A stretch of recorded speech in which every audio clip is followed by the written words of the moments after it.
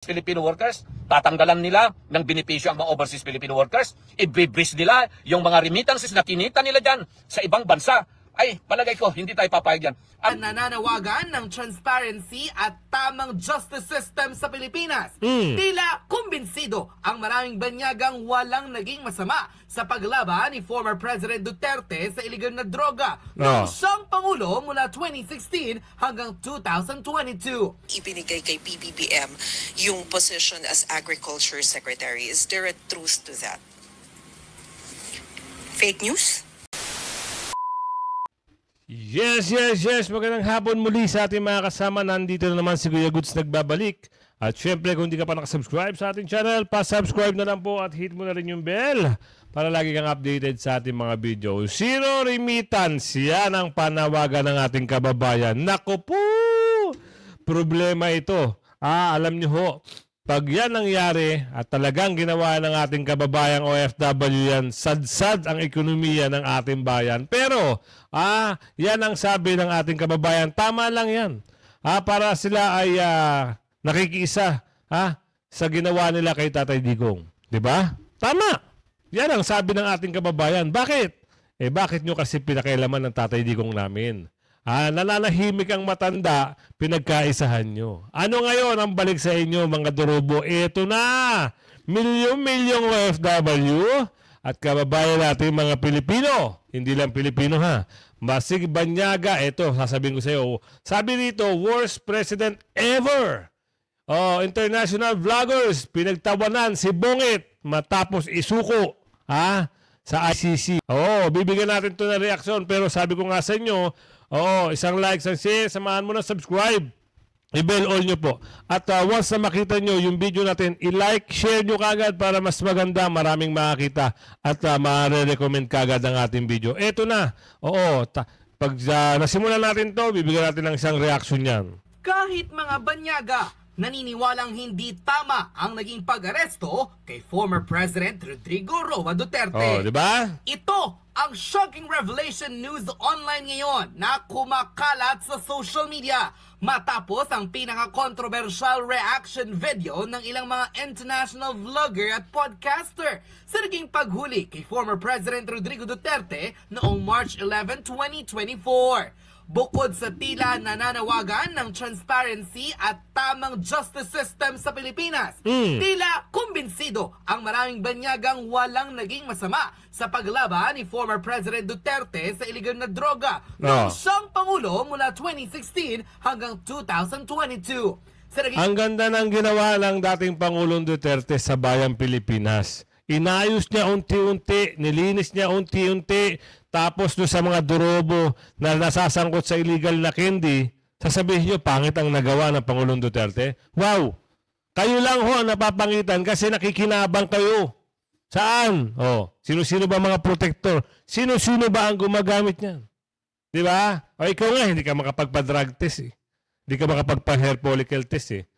Diba? Anong sabi mo? Anong sabi mo? Pahala kayo dyan. Basta kami tuloy-tuloy lang. May video nun. Diba? Nag-trending nga yun eh.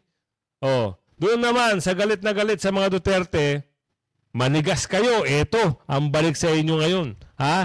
Ito, milyon-milyong kababayan natin na magpoprotesta.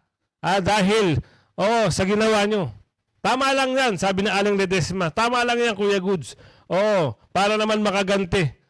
Kahit pa paano, sa ginawa nila, babagsak, bubulusok ngayon ang ekonomiya ng Pilipinas pag yan ang nangyari. Simula 28 hanggang 4 ng April, mangyari yan, nako po, sad-sad talaga. Yan ang sabi ni Aling Marie dito. Tuloy. Viral video na umabot na sa mahigit sa 7.8 million views. Tila naniniwala ang ilang mga independent at international vlogger na tama lamang na puksain ang ipinagbabawal na gamot sa isang bansa. Dagdag pa nito, tila hindi raw mandato ng kahit na sino ang turuan ang isang pangulo. Lalo't isa sa mga naging flagship program nito ay ang mabawasan ang masasamang tao maging ang kriminal sa gobyerno. Tama. Ngunit tila bakit raw baligtad ang nangyayari sa Pilipinas na imbis ipagpatuloy ang magandang proyekto ng nakarang administrasyon, ipinakulong pa raw ito at isinuko sa banyagang husgado. para sa mga kilalang podcaster international. Hindi raw naaayon sa batas ang naging paghuli kay former President Rodrigo Duterte dahil bukod sa hindi na humarap sa Judicial Court sa Pilipinas, illegal pa raw di umano ang pagpapadala sa kanya sa International Criminal Court. Kinatuwaan ng maraming Filipino all over the world ang mga podcaster na ito na nagbigay pa ng komento sa estilo ng pamamahala ng dating Pangulo. Para sa kanila, wasto at naaayon sa karapatang pangtao ang naging panawagan ni former President Duterte na iligtas ang mga inosente at mabawasan ang mga masasamang loob hindi lamang sa ilang mga probinsya kundi sa buong bansa. Tama. Dagdag pa ng mga kilalang podcaster, hindi raw maitutuling na crimes against humanity ang naging kampanya ni former President Rodrigo Duterte dahil binawasan ito ang mga masasamang loob o mga kriminal sa Pilipinas. Ang naging kampanya nito sa war on drugs ang isa sa mga pinakahinangaan ng world leaders at hindi raw siya kabibiliban ng ilang mga banyaga kung hindi naging maganda ang programa nito. Kaya't laking pagtataka ng ilang mga international lawyers, vloggers at podcaster na kung bakit ganito itrato ng pamahalaan ng Pilipinas ng dating Pangulo na siyang nakapagbigay sa mga Pilipino ng ligtas at payapang lugar na kahit sa gabi ay hindi ka mangangambang maglakad dahil takot ang mga kriminal na gumawa ng katarantaduhan. Panoorin! Totoo naman. Oo, ngayon kabaligtaran na. Wala nang katakot-takot ngayon. Oo, harap-harapan, wala silang tago-tago, harap-harapan, nagbebentahan ng illegal na candy. Totoo yan. Yung crime rate, usaping ganon, aba, napakataas. Tapos sinatanggi nila, mababa raw. Wow! Wow! Sa panahon ni Tatay Digong, wala kang nababalitaan, na mga ganyang bagay. Bihirang-bihira. Bihirang-bihira. Ngayon talagang kakabalita lang kahapon, meron na kagad kasunod ngayon. Gano'n katindi ngayon. Ibang klase. Paano? Walang pakialam walang takot Tignan nyo, bibigyan ko kayo ng isang example. Prime Minister ng Singapore, dahil sa kamay na bakal ang hawak niya, di ba? Maganda ang pamamalakad ng Singapore. Yung mga bawal, hindi ginagawa ng taong bayan. Di ba? Ano nangyari doon sa sa bansang Singapore ngayon? Maunlad dahil may kamay na bakal. Ganon din ang gagawin ni Tatay Digong, kaso marami lang kumukontra at kulang ang kanyang panunungkulan. Tama.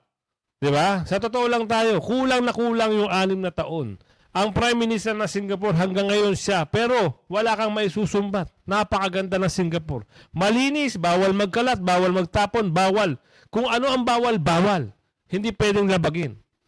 Ganun na tayo Papunta na tayo dun Ang nangyari, itutuloy mo na lang. Aba, parang hindi mo pa ata kayang ituloy dahil taliwas ata yung gusto mong mangyari sa gustong mangyari ni Tatay Digong. Ang pinaka-viral video online ngayon kung saan tila maging ang ilang mga kilalang international vloggers at podcaster nang ilungsad ni former President Rodrigo Duterte ang kanyang kampanya kontra illegal na droga. Pamahalaan raw ng Pilipinas, tila hindi tama ang ginawa sa dating Pangulo na isuko sa banyagang husgado. Mga ginawa ni former President Rodrigo Duterte sa paglaban sa illegal na droga, hindi raw maituturing na crimes against humanity. Narito't panoorin ang full video. Crimes against humanity for what? For killing drug dealers? Yeah, for allegedly killing drug dealers. Well, hold on. I was like, when is that a crime against humanity? There was a joke. Crime against humanity to kill drug dealers trying to take over your government. There was a joke in the chat that says that Europe is pissed off that they killed his drug dealers. Were these extrajudicial assassinations? Were they like cold-blooded murder, or were they, were they? I mean, all he did was he authorized the police to do self-defense involving conflict with drug dealers. He's like, and he took the gloves off. He said, look, they're trying to make a narco state here, like they were doing in El Salvador. He goes, folks, you got carte blanche. Go at it. And what happened? He created one of the he took one of the most dangerous cities in the country as mayor and made it one of the safest. So and now He's The in formal- backstory is politics. Well, that's so. Someone said it was his political rival that turned him in. Not really. It was supposed to be his ally. So it's the old Marcos family from the Philippines, which have had long disputes with Western European authorities. They united with Duarte, or I'll get his name mispronounced, but Duterte. I think it's Duarte. I'm gonna see how it's. I'm going to say Duarte. Why not? But his daughter was vice president along with Marcos running for president, and now they've split since then. Marcos decided no longer wants their support, but knows that if he tried to indict him in the Philippines, the jury would definitely acquit because he's one of the most popular people in the Philippines ever. So what did he do? He cut a secret deal with the corrupt International Criminal Court out of the Hague, pursuant to the Rome Statute, which Duarte had pulled them out of that. And Marcos, to my knowledge, had not joined it back again. So what he did is he just basically allowed a major public official to be kidnapped, dragged to the Hague, where he'll be tried for crimes against humanity. What it was always going to happen, some of us were long critics of the International Criminal Court. My friends on the left realized the problem with the International Criminal Court when they selectively targeted dissidents, dissident presidents who didn't like the EU, for example, or didn't like NATO, in going after the Milosevic and others related to the Balkan conflicts, and then they went after Putin later on. My friends on the right recognized the risk of the ICC when they went after George W. Bush, and then now most recently went after Netanyahu. I have long said the International Criminal Court is a joke.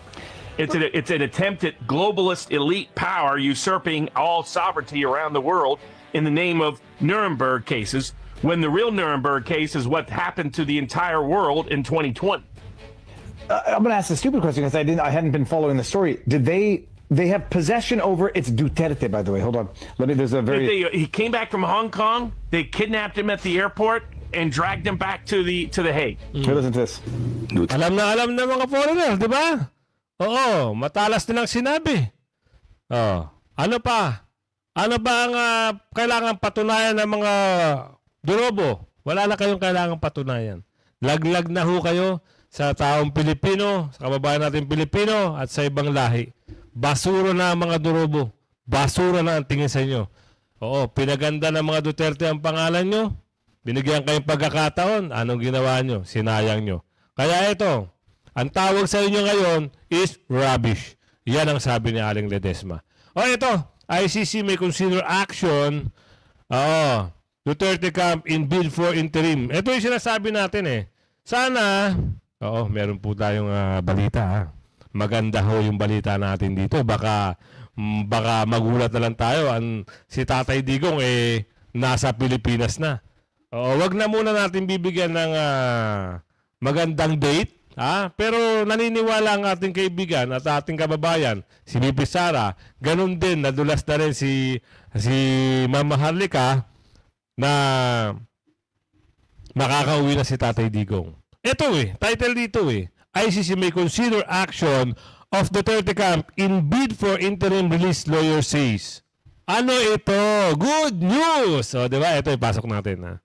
Tila suko na ang ICC na hindi nila kinakaya ang puwersa ng ating mga kababayang OFW dahil sa kanilang ipinapakitang suporta at pagmamahal kay dating Pangulong Duterte. Ayon dito sa balita, ICC may consider actions of Duterte camp in bid for interim release, lawyer says. Iyan ay marahil dahil nakita ng ICC kung gaano kamahal ng mga Pilipino at ng mga OFW ang ating dating Pangulong Duterte. At kung magpapatuloy pa ito, may tsansa talagang makauwi ang dating Pangulong Duterte. Sa katunayan niya yan, nagbarikada na mismo ang ICC. Ganyan talaga. Hindi kayo patatahimikin ng mga Pilipino. Ayon pa sa update ni Alvin and Tourism. Happening now. Police are setting up barricades to mark the areas where people can stay outside the ICC detention facility. The officers on site said clearer boundaries are needed. As I mentioned before, the facility is surrounded by residential houses. I welcome this development. It shows that authorities acknowledge the consistent presence of Filipinos who come daily to show their support for Tatay Digo. Ayon pa sa GMA News, the International Criminal Court may take into account the behavior of former President Rodrigo Duterte's camp and supporters in its deliberation on his interim release, an ICC-listed counsel has said.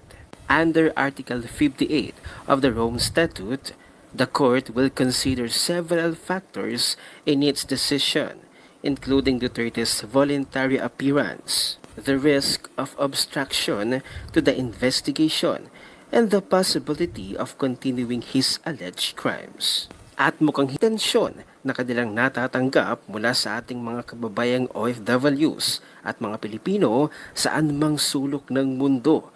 Talagang gusto nilang pauwiin ang dating Pangulong Duterte. At kapag nagpatuloy pa nga ang ganitong aktibidad, ang mga rallies na pagpapakita ng suporta at pagmamahal kay Tatay Digong, ang kahilingan ng mga Pilipino na pauwiin na sa Pilipinas ang dating Pangulong Duterte. Ang ganitong klaseng puwersa at sama-samang lakas ng mga DDS ang siyang tuluyang magpapauwi kay Tatay Digong sa Pilipinas. Kaya't ipagpatuloy pa ang ganitong gatherings at sigurado mapapasuko din ang ICC at PCO Undersecretary Claire Castro. Nako. Tila naging sarcastic at Nako, eto na naman. Eto na naman ha. Pakinggan natin mga kasama ha. tila naging walang pakialam sa magiging birthday ng dating Pangulong Duterte. Ipapaalala pa daw kay BBM.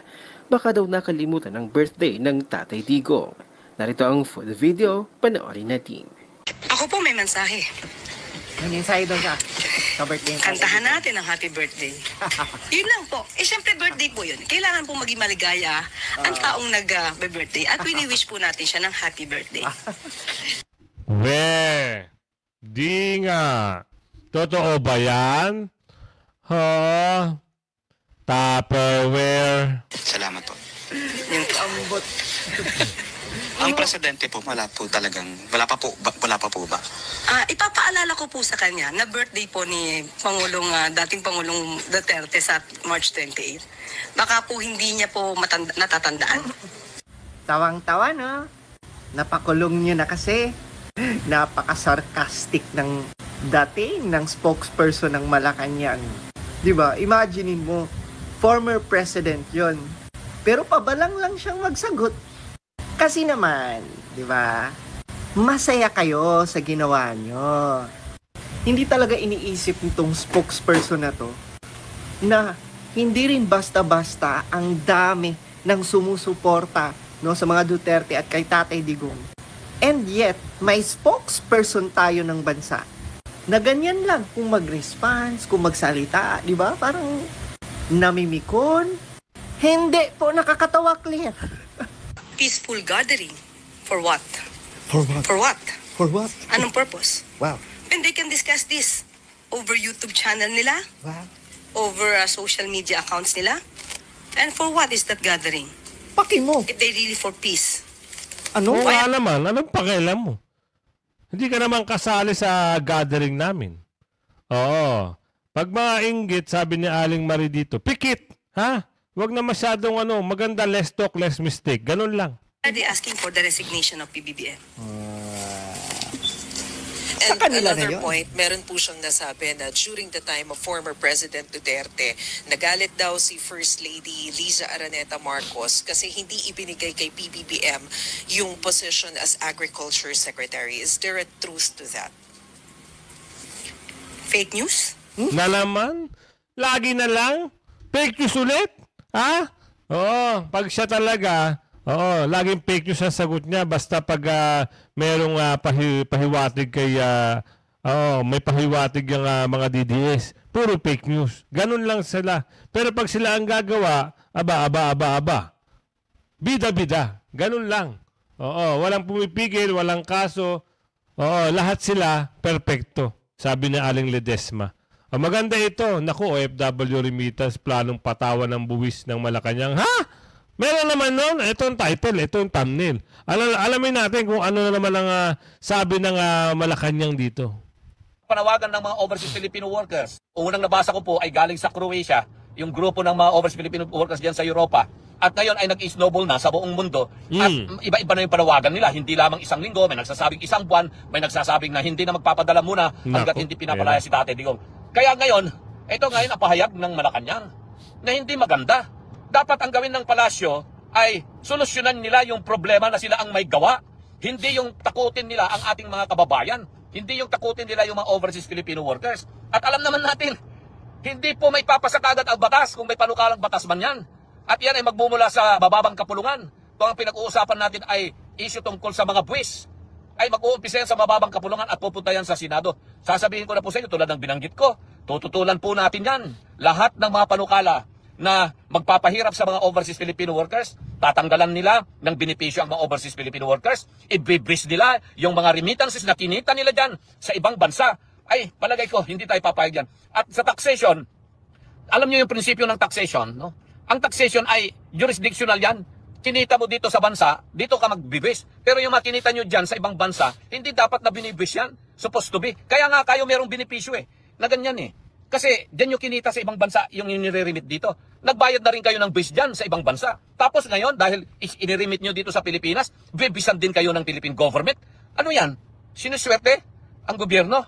Kayo na nga ang tumutulong sa gobyerno sa pagbibigay nyo ng pera, tapos babawasan pa nila yung kinita nyo dyan. Hindi tama yun. Hindi tayo papayag sa ganon. Kaya ako ay napilitang mag-like kaagad para iparating po sa inyo. Natututulan natin kung ano man po yung plano ng palasyo ng Malacanang para po mabawasan ang mga benepisyo ng OFW at patungan nila ng katakot-nakot na buwis ang mga remittances na inyong ipapadala po rito. Hindi po tayo papayag sa ganon.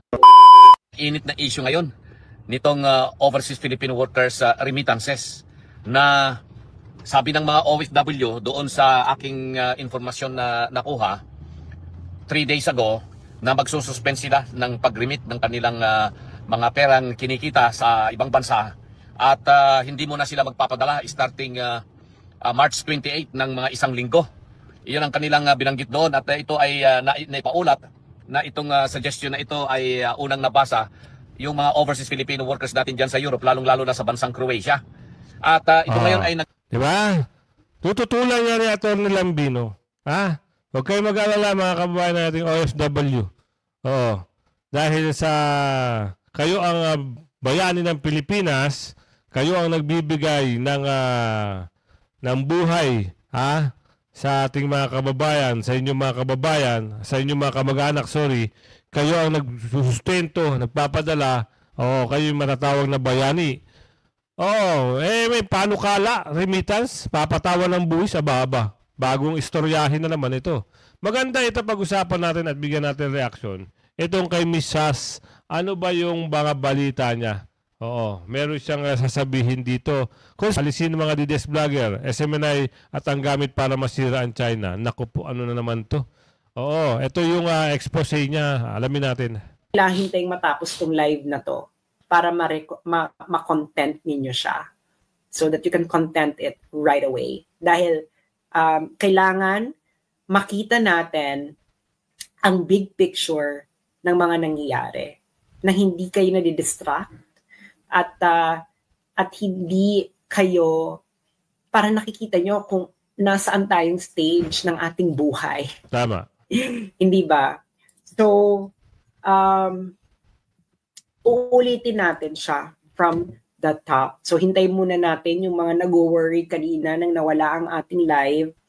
Pero ako naman po ay pwede ko naman siyang ulit-ulitin dahil alam ko naman ang aking sasabihin. I know this by heart because matagal ko nang alam kung ano ang kanilang pinaplano. Halatang-halata naman from the beginning.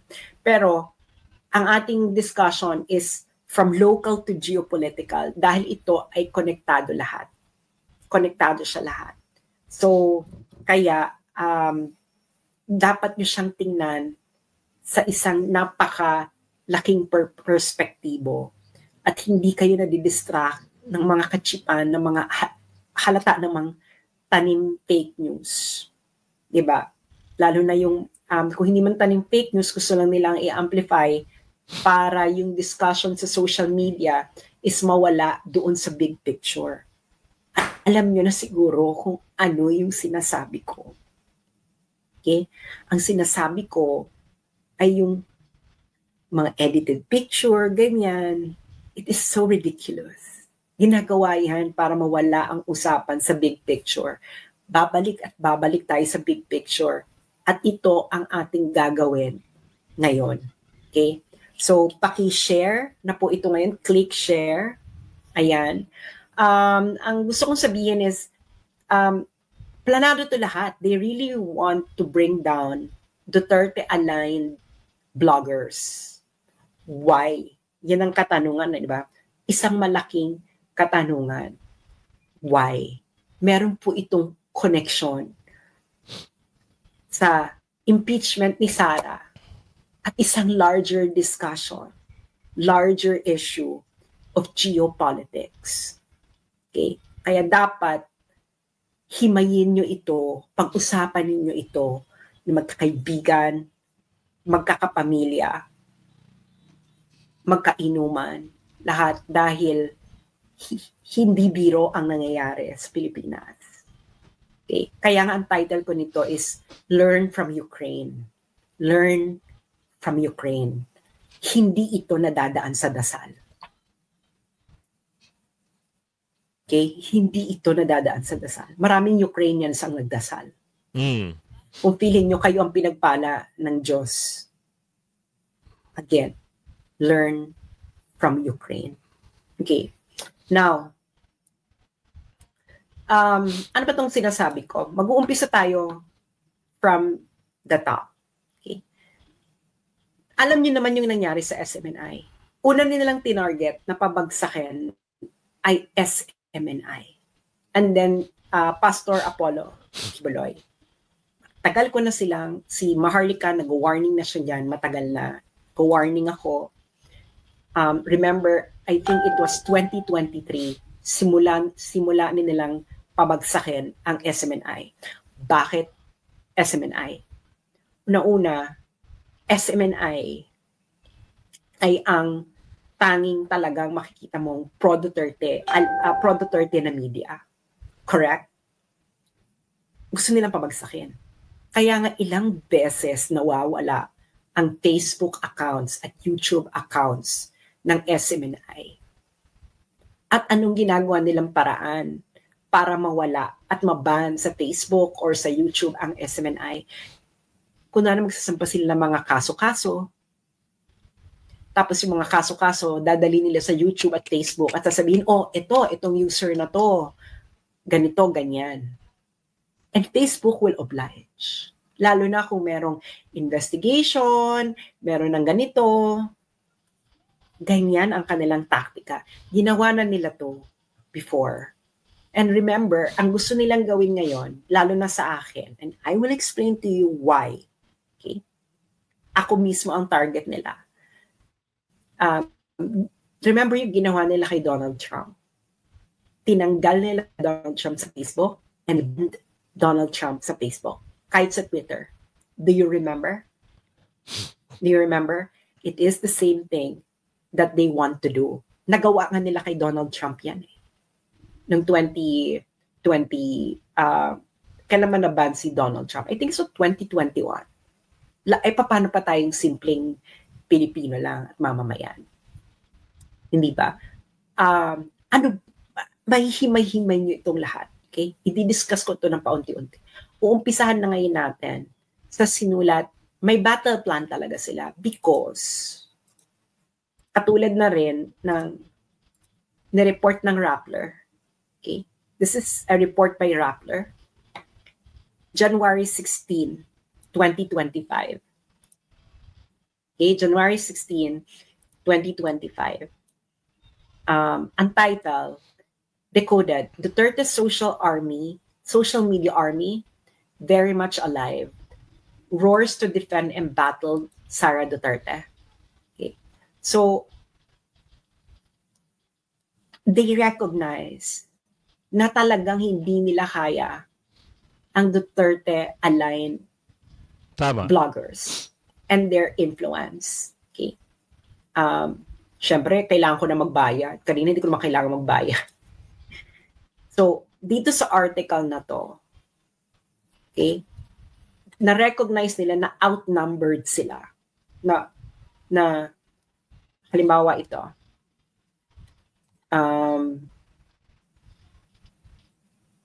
at this point though, the Duterte network seems to have the upper hand in dominating the discussion on Facebook. Okay.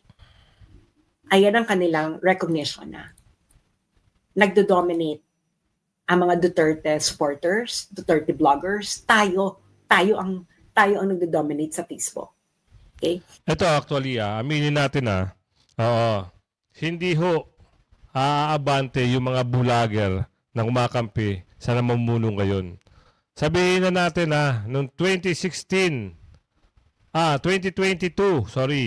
tama ba? Ang namayagpag ay mga vlogger. 'Di ba? Nung unit team pa sila. Ang nagdala sa unit team ay mga vlogger. Ngayon sabi nila malakas daw sila. Tingnan nga natin, malakas. Yung mga vlogger nga na sumama sa inyo balita ko magkano. Meron akong kakilala diyan talagang sanggan dikit ko ngayon nagsasabi tumiwalag na raw sila dahil wala raw kwenta. Nabudol din daw sila ika nga. Nako, ganyan. At talaga, ito totoo lang ang magdadala talaga sa inyo mga vlogger. Vlogger talaga. Oo, ganun lang kasimple yun. At saka dapat, kung alam mo matino ang susuportahan mo, hindi mo kailangan magpabayad. Hindi mo kailangan yun. Yung mga nagpapabayad lang na vlogger, yun yung mga walang paninindigan sa sarili. Nadadala lang ng ganun. Nadadala lang ng datong. Ano nangyari ngayon sa channel nyo? 3 ang kakilala kong ganyan. 3 nagpadala sa ganyan. Wala na. Sira na sila ngayon. Diba? Ganun lang kasimple. Hindi mo na mababalik. Hindi ka naman pwedeng, punta na lang ako sa partido nyo. Hindi pwede Kasi kilala ka na ng mga ibang vlogger Kilala ka na rin Tsaka pagagalitan ka ng amo mo. Ganun lang yung kasimple. Hanggang sa muli mga kasama mag-react kayo, mag-komento kayo kung saan umabot yung video natin. Umabot ng Dahig, Italy. Comment kayo dyan. Singapore, Hong Kong para alam natin. Shoutout ko kayo pag nalaman natin Hanggang sa muli. Bye-bye!